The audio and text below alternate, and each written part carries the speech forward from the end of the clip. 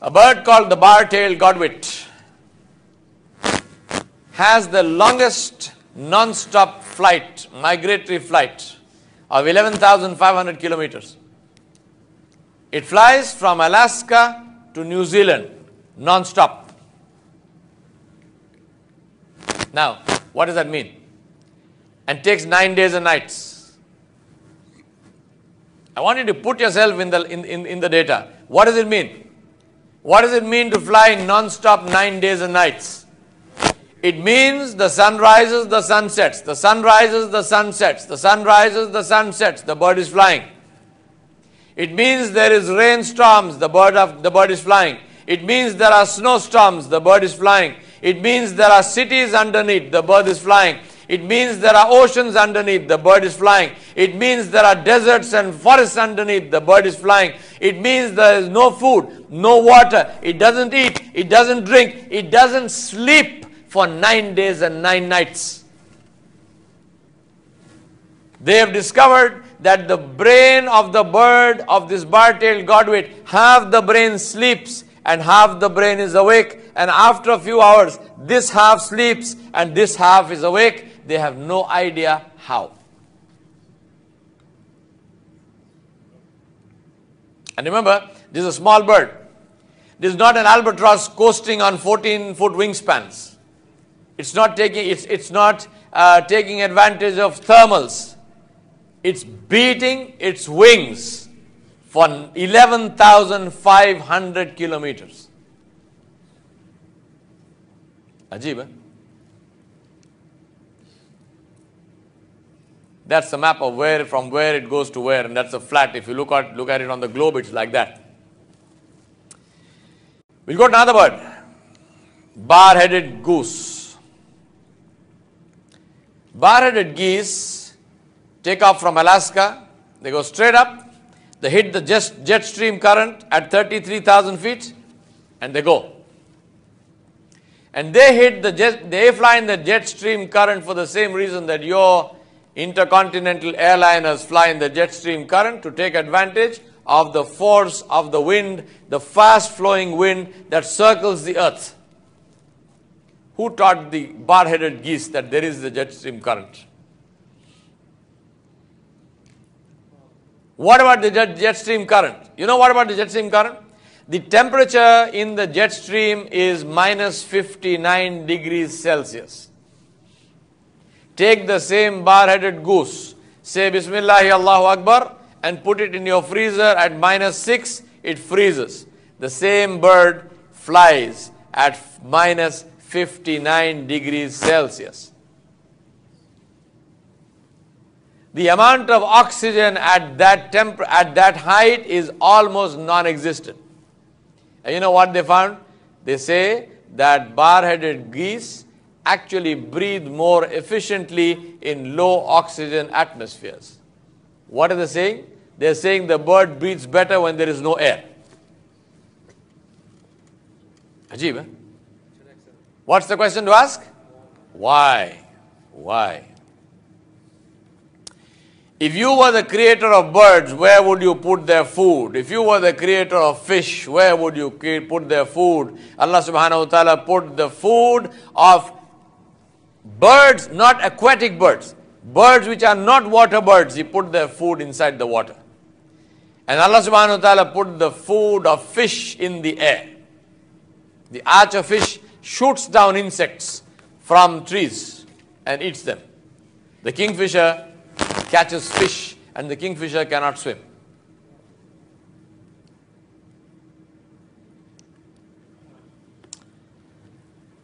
My brothers and sisters, what's the question to ask? Why? Let me tell you the story of another bird. The ruby-throated hummingbird. Ajib, the khudrat of your and my Rabb. The ruby-throated hummingbird is a small little bird that size. The female is slightly bigger than the male, and that weighs 4.5 grams. 4.5 grams. 1 teaspoon is 5 grams. So the bird is less than a teaspoon. It is smaller than a teaspoon. This bird lives in the forests of South America. In a previous incarnation, when I used to live in Guyana, I have seen this bird in the rainforests, Amazonian rainforests. It looks like a moth. The first time I saw it, I thought it was a moth because it buzzes, literally buzzes. It beats its wings at more than 1,000 RPM. And it is the only bird which can actually fly backwards. So it flies upwards, backwards, up and down like that because it lives on nectar from flowers.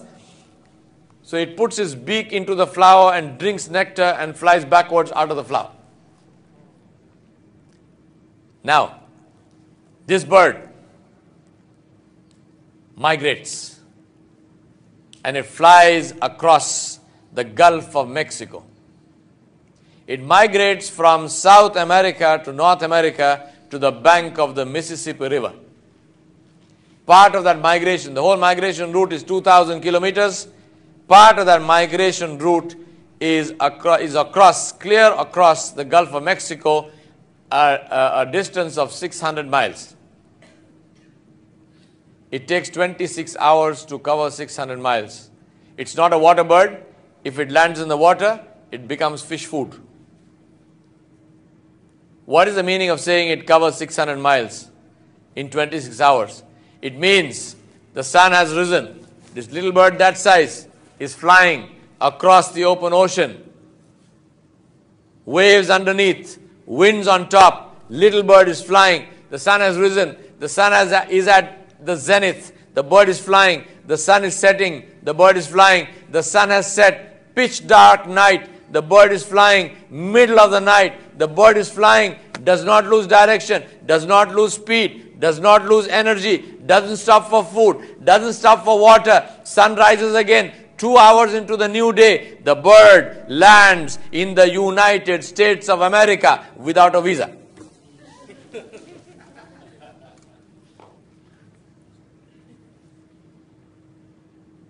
Little bird that size, think about that. Pitch dark night, this bird is flying. Who shows it direction? Who ensures that this bird continues to fly? Who ensures that its bird is held up in the air? Who ensures the bird is supported in its flight? Butterflies, purple crow butterflies in Taiwan in the winter, they migrate 400 kilometers. A butterfly flies 400 kilometers. How many of them? They measured them. 11,500 butterflies per minute cross the highway. This is Allah subhanahu wa ta'ala.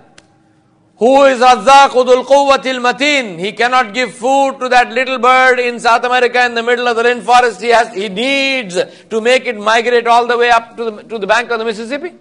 He cannot feed the bar-tailed godwit in Alaska. He needs to send it down to New Zealand to eat. What do you think? So what's the question to ask?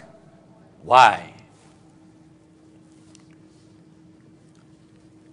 And the answer is so that we understand the tafsir of his kalam, where he said, أَوَلَمْ يَرَوْا إِلَى الطَّيْرِ فَوْقَهُمْ صَافَّاتٍ وَيَقْبِضْنَ مَا يُمْسِكُهُنَّ إِلَّا الرَّحْمَنُ إِنَّهُ بِكُلِّ شَيْءٍ بَصِيرٌ. Pity on us that we teach the tafsir of the kalam of Allah subhanahu wa ta'ala as if there is no creation. And pity on the atheistic scientists who research in the kainat of Allah subhanahu wa ta'ala as if there is no Allah. Pity on both of them. How many of the people, how many of our students who are reading this ayah, who are memorizing the Quran and reading Surah Al-Mulk, who are reading the tafsir of this ayah, how many of them know about the birds that Allah subhanahu wa ta'ala has created? They just say, who is it that holds the birds? Which bird? Name for me one bird. Tell me something about that bird. Zero. How will you be energized? How will you be electrified if you don't have information about what Allah subhanahu wa ta'ala has created?